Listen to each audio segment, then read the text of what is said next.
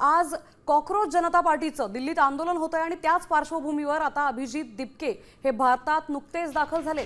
Cockroach जनता पार्टीचं आज दिल्लीच्या जंतर मंतर इथे आंदोलन होणार आहे, तर मात्र पोलिसांकडून या आंदोलनाला परवानगी मिळालेली नाहीये।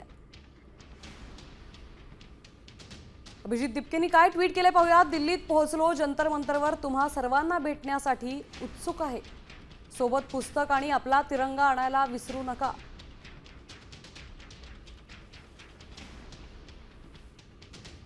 सद्भावना आणि कृतज्ञतेची भावना म्हणून पोलिसांना फुलं द्या आणि आपल्याला हे आंदोलन प्रेम आणि शांततेने पुढे न्यायचंय।